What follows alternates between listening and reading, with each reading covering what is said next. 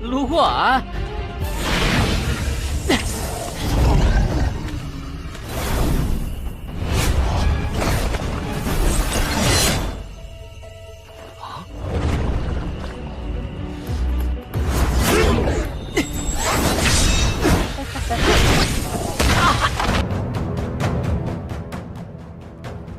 ！Kembali lagi bersama Bang Jago. Seperti biasa, Mimin selalu mendoakan kalian semoga selalu dalam keadaan sehat dan dalam kondisi terbaik ya. Di video kali ini Mimin akan menceritakan sebuah donghua seri Supreme Emperor. Dan bagi kalian yang mungkin baru gabung, Mimin saranin untuk nonton bagian sebelumnya dulu. Linknya ada di deskripsi. Tak berlama-lama, langsung saja kita masuk ke isi ceritanya.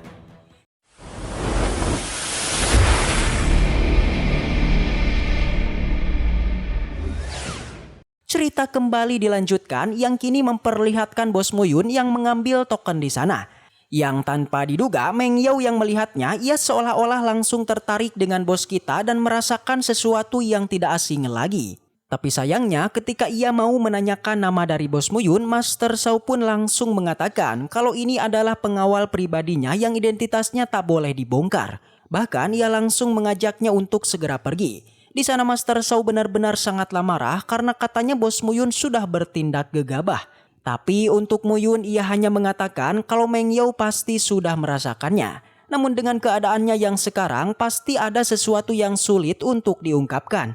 Alhasil karena Master Shao juga tahu kalau Meng Yao adalah kenalan lama dari Bos Muyun, ia benar-benar tak menyangka kalau Meng Yao bisa sekuat ini. Yang pada akhirnya token yang ia dapatkan tadi langsung ia berikan kepada YQ untuk berjaga-jaga jika keadaan sudah mendesak.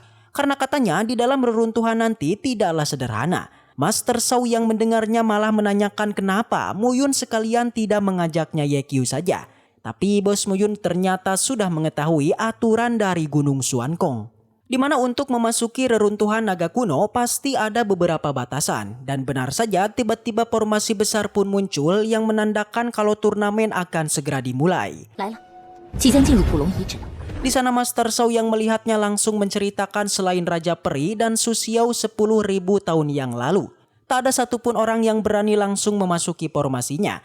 Bahkan dalam 10.000 tahun ini juga tak ada satupun yang bisa membobol formasi tersebut. Selain itu, sekte 10.000 formasi yang dinilai adalah sekte terbaik di dunia aja jika dibandingkan dengan formasi dari Gunung Xuankong yang kali ini benar-benar berbeda. Karena memang formasinya digunakan untuk menyerang, bukan untuk bertahan. Yang pada akhirnya sebelum memasuki formasi reruntuhan kuno, Gunung Xuankong pun mengatakan soal peraturan dari turnamennya. Di mana setiap orang yang memiliki token hanya bisa membawa satu pengawal saja untuk masuk ke dalam. Bahkan pengawalnya juga harus berumur di bawah 100 tahun saja. Alhasil beberapa praktisi pun langsung bergegas masuk ke dalam sana. Sontak Chen Yuan yang melihat formasi besarnya benar-benar sangatlah kaget karena setidaknya formasi ini adalah formasi roh tingkat atas yang dibentuk langsung oleh para master formasi. Sama halnya dengan Tuan Muda Tian Yu hanya bilang kalau rumornya formasi pelindung ini berasal dari alam atas yaitu 1000 dunia besar. Yang pada akhirnya mereka pun juga memasuki reruntuhannya. Tapi berbeda dengan Master Shao, di sana ia langsung mendekati Muyun. Yang ternyata setelah memasuki formasi nanti semua orang pasti akan terpisah. Sontak Bos Muyun yang mendengarnya langsung menjanjikan kalau ia pasti akan segera menemukannya. Dengan syarat Master Shao tidak mati duluan. Alhasil Master Shao pun hanya bilang meskipun kekuatannya tidak sehebat Bos Muyun, tapi ia juga tak akan bisa ditindas. Namun di saat itu jugalah tiba-tiba ada praktisi yang malah terbunuh ketika mau memasuki formasinya. Yang ternyata orang itu sudah berumur 100 tahun lebih. Jelas Gunung Xuankong lagi-lagi mengingatkan kalau orang yang boleh masuk ke reruntuhannya hanyalah di bawah umur 100 tahun saja. Jika tidak, formasi pasti akan mendeteksinya dan membunuhnya di tempat ini. Dengan ini YQ benar-benar tak bisa masuk, yang pada akhirnya Bos Muyun dan Master Shao juga bergegas masuk ke formasinya. Tapi di sana ternyata juga ada dua teman lama dari Bos Muyun yang langsung mengenalinya. Yang sudah jelas mereka ini adalah Jijian dan Senior Si dari Sekte Gunung Pedang. Sontak mereka yang melihatnya hanya mengatakan apapun yang terjadi Bos Muyun masih menjadi bagian dari sekte mereka. Tentunya mereka benar-benar tak menyangka kalau Muyun ternyata belumlah tewas.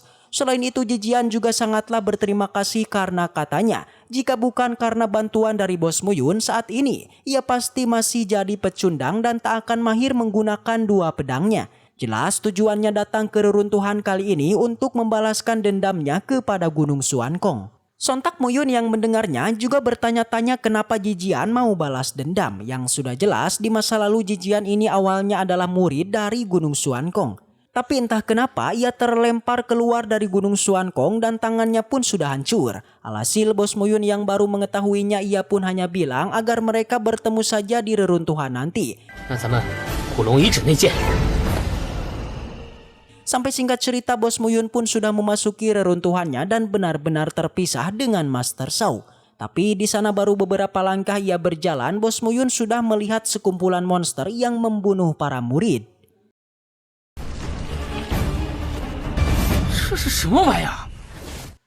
Jelas Bos Muyun sedikit khawatir dengan kekuatan monster ini, jadinya ia memilih untuk segera pergi dari tempat ini.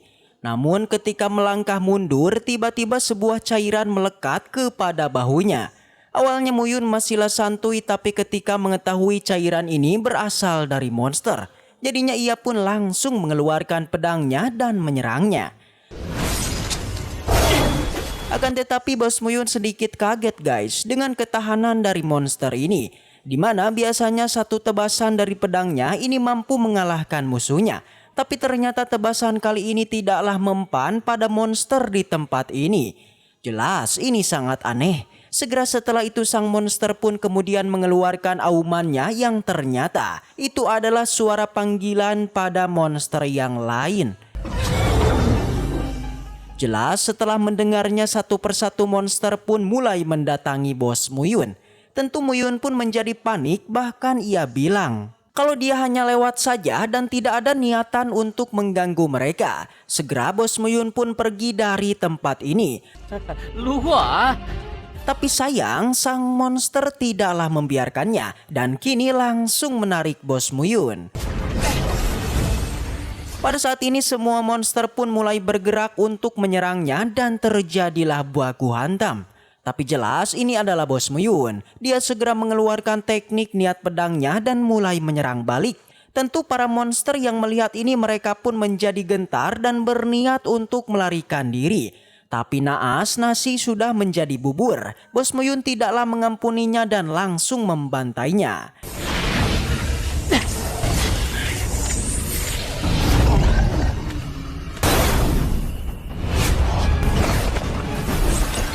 Dan ya, di sana sesuatu yang mengejutkan pun terjadi. Yang mana monster yang telah tewas itu tiba-tiba mereka berubah bentuk menjadi sosok manusia. Yang sudah jelas Bos Muyun pun menjadi kaget bukan main ya.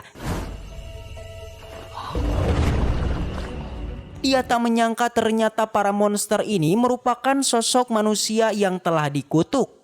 Dikarenakan Bos Muyun sudah mengetahui identitas sebenarnya dari para monster, membuat Bos Monster pun menjadi marah dan kembali mendekati Bos Muyun hingga memerintahkan semua anak buahnya untuk membunuhnya.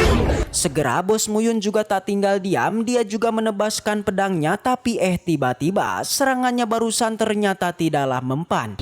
Yang bahkan hal ini membuat Bos Muyun pun terpental jauh. Di saat yang sama, di sana kemudian muncullah segerombolan serigala api. Jelas melihat ini Bos Muyun semakin khawatir dengan kedatangan monster serigala api. Dia beranggapan kalau saat ini pertarungannya jelas tak akan mudah. Namun tak disangka kedatangan dari serigala api ternyata bukanlah kerugian. Justru ini merupakan sebuah keuntungan bagi Bos Muyun. Di mana terlihat para monster gorila seakan perlahan mundur karena takut dengan serigala api. Namun meskipun begitu, tetap saja ada salah satu serigala yang melirik ke arah Bos Muyun dan malah mengejarnya. Tentu saja Muyun pun segera pergi dan berlari meninggalkan tempat ini. Yang pada akhirnya Bos Muyun pun lantas mencoba menyerangnya, tapi tak disangka serigala api pun dengan sangat mudah berubah menjadi debu. Di sisi lain terlihat pertarungan monster gorila itu masih berlanjut. Namun di pertarungan itu terlihat monster gorila kewalahan sampai akhirnya meminta tolong pada Bos Muyun untuk menyelamatkannya.